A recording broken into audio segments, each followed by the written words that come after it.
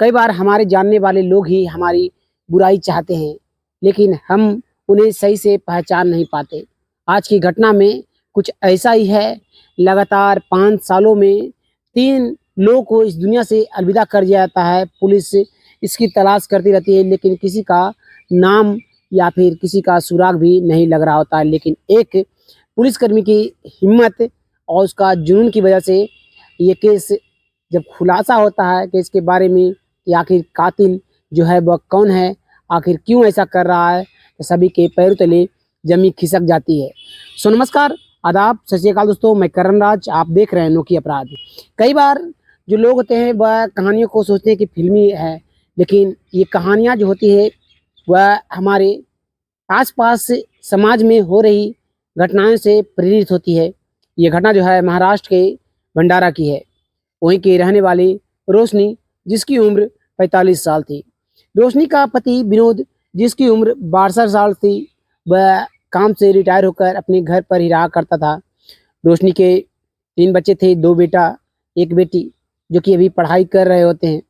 रोशनी जो थी वह एक स्टील फैक्ट्री में काम किया करती थी। रोजमर्रा की जिंदगी की तरह वह अपने काम पे से लौटती है। वह सभी में घर में पहुंचने के साथ अपने पति अपने बच्चों के साथ बैठकर बातचीत करती है, खाना पीना खाती है और रात को करीब 10 बजने पर वह सोने के लिए अपने कमरे में चली जाती है। और करीब रात के 2 बजते हैं, अचानक से कुछ खटपटाहट होती है। तो वह सोचती है कि शायद घर में कोई बिल्ली आई हुई होगी, इस कारण से किचन में आवाज़ हो रहा है। वह उठती है और किचन की तरफ चली जाती है। वह जैसे ही किचन में पहुंचती है कि देखती है किसी की परछाई के कि जो 0 वाट का बल्ब होता है उसके आड़ में एक व्यक्ति जो है वह खड़ा है। उसकी परछाई साफ साफ दिखाई दे रही होती है। जैसे ही वह कुछ बोलने की कोशिश करती, वह तुरंत एक व्यक्ति जो था वह रोशनी के मुंह पर अपने हाथ को रखता है और उसे घसीटते हुए किचन की तरफ लेकर चला जाता है। और वो रूम का जो दरवाज़ा होता है, जिसमें पति और तीनों बच्चे जो थे वह सोए हुए थे, उस रूम का दरवाज़ा बंद कर देता है। कुछ देर बीतने के बाद जब रोशनी का पति विनोद उठता है तो देखता है कि उसकी पत्नी उसके बगल में सो नहीं रही है और तीनों बच्चे जो है वह वहीं पर सोए हुए हैं। वह उठकर दरवाजे की तरफ बढ़ता है तो देखता है कि दरवाज़ा जो है वह बाहर से लगा हुआ है और बाहर से कुछ अलग तरह की आवाज़ें आ रही है। वह दरवाज़ा खोलने की पूरी कोशिश कर रहा होता है, लेकिन दरवाज़ा उसे खुल नहीं पा रहा होता है। जो विनोद होता है वह कुछ समझ नहीं पा रहा होता है कि आखिर ऐसा क्या हो रहा है बरामदे में। जो वह बार बार अपनी पत्नी रोशनी को आवाज़ लगा रहा होता है कि रोशनी दरवाज़ा खोलो, आखिर बात क्या है। रोशनी जो थी वह कुछ बोलने की कोशिश कर रही होती है, लेकिन उसकी आवाज़ जो थी वह साफ साफ नजर सुनाई नहीं दे रही होती है विनोद को। जो विनोद था वह समझ नहीं पा रहा होता। इसकी आवाज़ को सुनकर जो तीनों बच्चे थे वह भी उठकर बैठ जाते हैं कि आखिर क्या बात है। जो पिताजी जो कि आवाज़ लगा रहे हैं बार बार माँ को, वह भी दरवाजे पर आकर अपनी माँ को आवाज़ लगाना शुरू कर देते हैं। माँ, कहाँ हो तुम, दरवाज़ा खोलो, क्या हुआ माँ। बहुत तरह की जो बातें थी वो हो रही थी।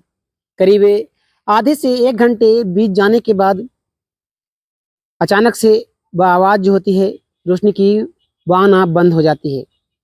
लेकिन विनोद जो था, उसके तीनों बच्चे जो थे वह बार बार अपनी माँ और अपनी पत्नी को आवाज़ लगा रहे होते हैं।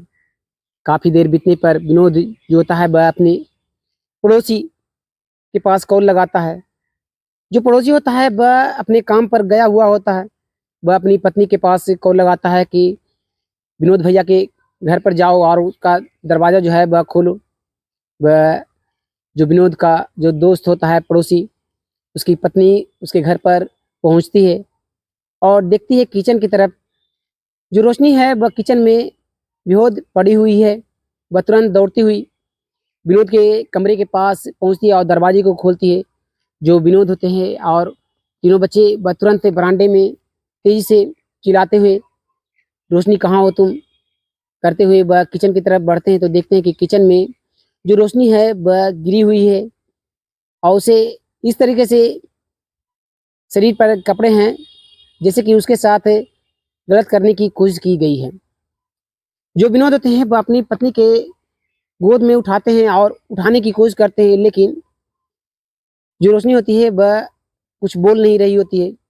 जो वह महिला होती है वह अपने पति के पास कॉल लगाती है। तुरंत जो विनोद का जो दोस्त होता है पड़ोसी, वह तुरंत वह भी विनोद के घर पर पहुंचता है। पुलिस को इन्फॉर्म की जाती है, पुलिस भी आती है और तुरंत रोशनी की बॉडी को पोस्टमार्टम के लिए भेज दी जाती है।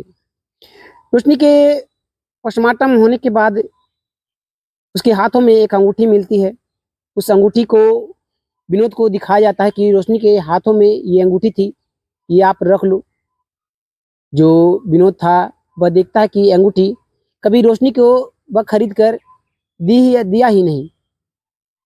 जो विनोद था वह पुलिस वालों को कहता है कि ना ही उसकी पत्नी कभी ये अंगूठी पहनी है और ना वह खरीद कर दिया है। अगर वह खुद से भी खरीदती तो वह उसे ज़रूर बताती। पुलिसकर्मी जो थे वह कुछ समझ नहीं पा रहे होते हैं। वह आसपास के लोगों से पूछताछ करते हैं कि कोई आने जाने वाले को देखा हो, लेकिन कोई भी कुछ भी बताने को तैयार नहीं हो रहा था।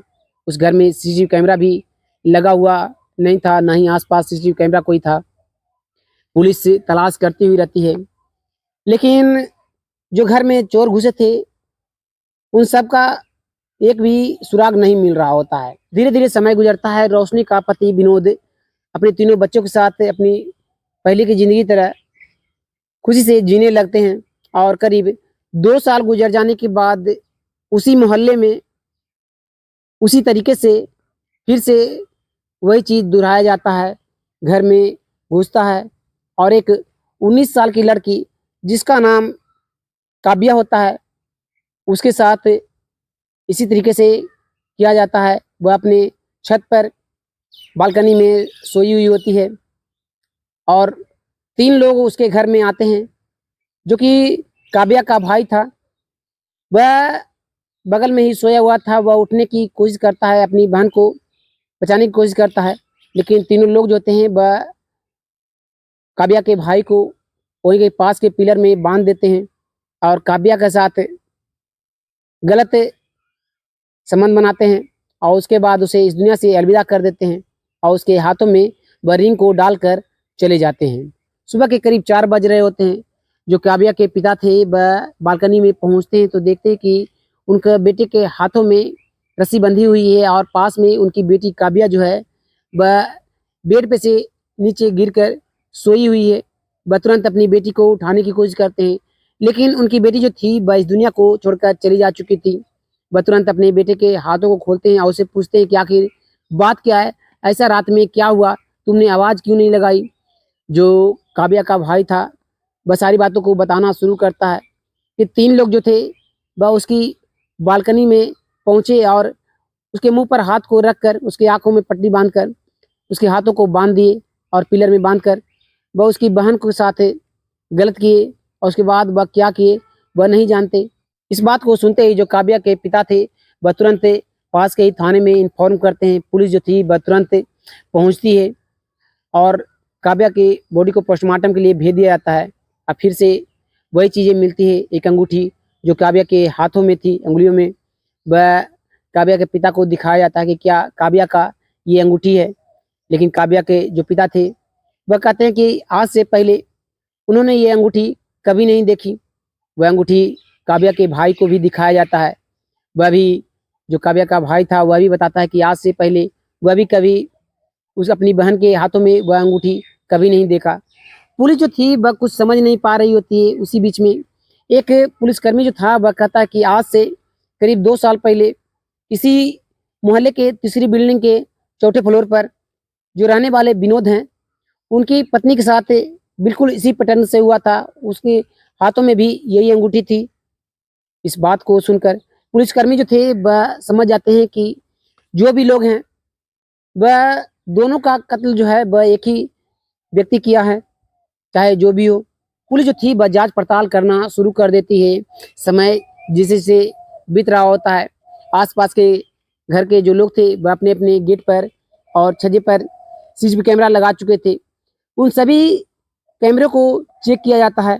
उसमें 3 लोग जो थे वह दिखाई पड़ रहे थे कि एक मोटरसाइकिल पर वह 3 लोग आए और नीचे ग्राउंड में लगाकर वह रस्सी को फेंक कर वह छज्जे पर चले गए और उसके बाद ये जो कांड हुआ वह किए और उसके बाद वह तीनों उसी रस्सी के सहारे नीचे उतरे और वह वहाँ से चले गए।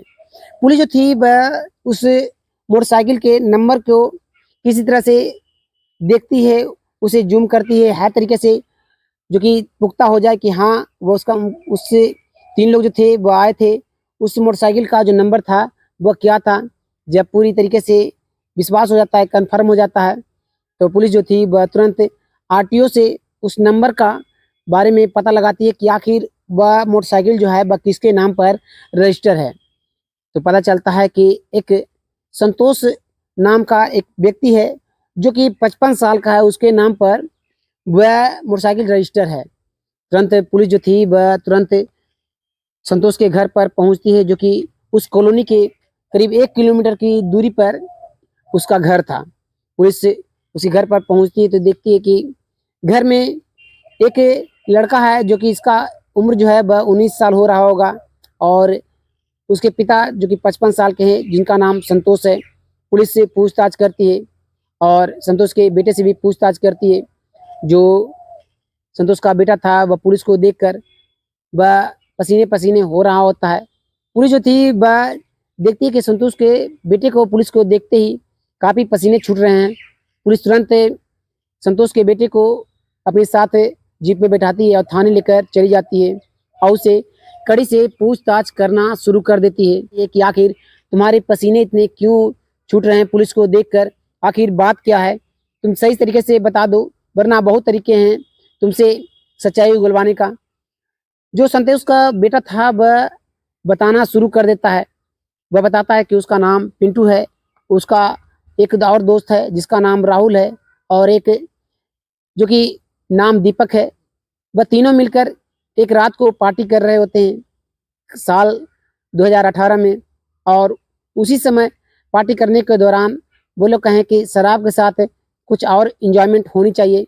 यही चीज़ें सोचकर हम लोगों ने सोचा कि क्यों ना किसी के घर जाना चाहिए। इस बात को हम लोग सोच ही रहे होते हैं, तभी वहीं से जो विनोद की पत्नी थी बगल की कॉलोनी वाली, वह पार हो रही थी। उसे देखकर हम लोगों ने प्लानिंग किया कि क्यों ना आज रात इसके घर पर ही जाना चाहिए। जब वह अपने घर चली गई, हम लोगों ने सारी प्लानिंग कर ली। उसके बाद उसके घर पर किसी तरीके से हम लोग पहुंच गए, रस्सी को फेंक कर उसी के सहारे हम लोग गए, और किचन में पहुंचने के बाद कुछ आवाज़ें गलती से हुई, जिसके कारण रोशनी जो थी वह किचन में पहुंची। हम लोग को मौका मिल गया और दरवाजे को बंद कर रोशनी के साथ हम लोगों तीनों ने संबंध बनाया और उसे इस दुनिया से अलविदा कर रस्सी के सहारे उतर कर हम लोग वापस चले आए। और फिर कुछ दिनों बाद ही फिर एक साथ हम लोग तीनों मिलकर जब गांव चले से वापस आए, तो फिर हम लोगों ने शराब पिया और फिर हम लोगों ने वही तरीके आजमाए कि पहले कुछ नहीं हुआ तो फिर अब क्या होगा। और फिर काव्या के घर पर, जो कि अक्सर यहाँ से आया जाया करती थी, उसे देखकर हम लोग का दिल जो था वह उस पर आता तो था, लेकिन गरीब होने की वजह से हम लोगों ने कभी उसे प्रपोज नहीं किया, और प्लानिंग कर उसके घर में गया और उसके भाई के हाथों को बांधकर उसके साथ हम तीनों ने संबंध बनाया और उसे इस दुनिया से अलविदा कर हम लोगों ने नीचे रस्सी के सहारे उतर कर अपने घर चले आए। अगर आप 2 दिनों तक नहीं आते तो मैं जो था वह अपने गांव वापस चला जाता।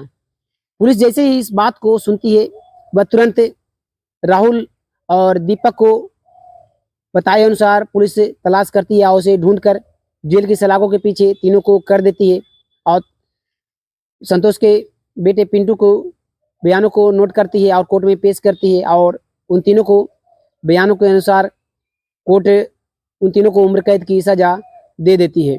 सो दोस्तों, ऐसे कई लोग जो होते हैं वह शराब पीकर कुछ ऐसे फैसले कर लेते हैं जिन्हें वह आगे ये नहीं सोचते कि वो आगे आने वाले दिनों में कानून जो है वह उसे नहीं छोड़ने वाला। वह बिंदास होकर वह शराब के नशे में कुछ भी करने को आतुर हो जाते हैं। आप इस घटना के बारे में क्या कहना चाहते हैं, कमेंट में अपना राय जरूर दीजिएगा। फिर मिलते हैं एक और वीडियो में, तब तक के लिए धन्यवाद। जय हिंद।